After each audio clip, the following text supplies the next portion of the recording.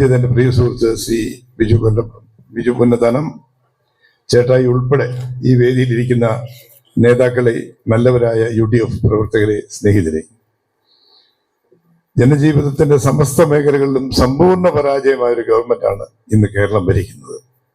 അഴിമതിയും ദുർഭരണവും സ്വജന പക്ഷപാതവും കൈമുതലാക്കിയ ഒരു സർക്കാരാണ് ഇന്ന് കേരളം ഭരിക്കുന്നത്. ആ സർക്കാരിനെ പ്രതിനിധീകരിച്ചുകൊണ്ടൊരു സ്ഥാനാർത്ഥി ഇവിടെ നിൽപ്പുണ്ട്, ജോസ് കെ മാണി.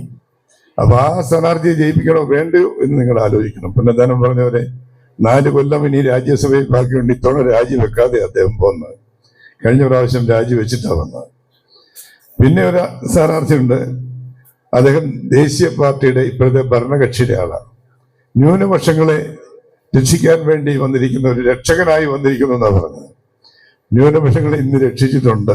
ദുഃഖവെള്ളിയാഴ്ചയും ദുഃഖശനിയാഴ്ചയും ഈസ്റ്ററിനൊന്നും ഇവിടെ എഞ്ചിനീയറിങ്ങിനുള്ള എൻട്രൻസ് എക്സാംസ് ഇന്ന് ഗവൺമെന്റ് ഡിക്ലെയർ ചെയ്തു. അതിനെതിരെ രൂക്ഷമായ പ്രതിഷേധങ്ങൾ രാജ്യത്തൊട്ടാകം ഉയർന്നു കഴിഞ്ഞു. ഇപ്പോൾ TV-യിലൂടെ കാണാം. അപ്പൊ ഞാനിവിടെ വന്നപ്പോൾ ഞാൻ അതിശയിച്ചു പോയി. കാരണം ഞാനപ്പോൾ കടനാട്ടിൽ മീറ്റിങ്ങിലായിരുന്നു. ഭയങ്കര മഴ, ഇടിയും വെട്ടി. 12-ാം മൈൽ വരെ മഴയുണ്ട്, അവിടെ ഇങ്ങോട്ട് മഴയില്ല.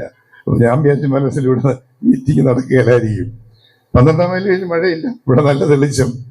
അതിശയമായി പോയി. ഏതായാലും ദൈവം നമ്മുടെ കൂടെ ഉണ്ട്. ഇനിയിപ്പോൾ ഏതായാലും കുഴപ്പമില്ല, ഇവിടം വരെ നമ്മളെത്തിയല്ലോ. ഏതായാലും ഈ തിരഞ്ഞെടുപ്പ് സത്യവും അസത്യവും തമ്മിലുള്ള തിരഞ്ഞെടുപ്പാണ്. നീതിയും അനീതിയും തമ്മിലുള്ള തിരഞ്ഞെടുപ്പാണ്. ധർമ്മവും അധർമ്മവും തമ്മിലുള്ള തിരഞ്ഞെടുപ്പാണ്. സത്യവും നീതിയും ധർമ്മവും ജയിക്കണോ എന്ന് നിങ്ങൾ തീരുമാനിക്കണം.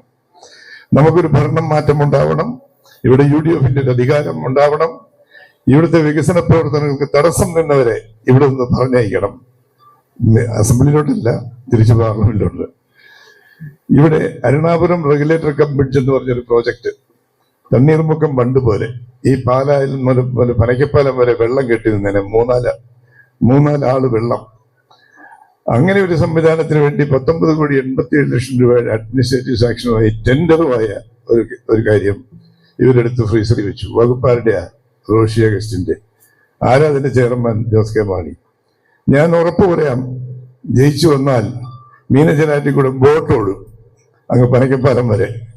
പാലായിലെ ജനങ്ങൾക്ക് നൈറ്റ് ലൈഫ് ഇല്ലാത്തത് മാറും. ഈ ബോട്ടിൽ ഭക്ഷണവും സൗകര്യങ്ങളും പാട്ടും ഒക്കെ ഉണ്ടാവും.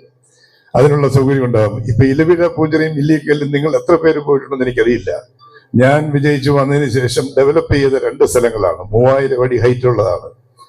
ഇലവിഴ പൂഞ്ചിറയിൽ അങ്ങ് കാസർഗോഡ് മുതലുള്ള ആളുകൾ വരുന്നുണ്ട്. സൂര്യോദയവും സൂര്യാസ്തമയവും നമുക്കവിടെ കാണാൻ കഴിയും. ആ സ്ഥലങ്ങളൊക്കെ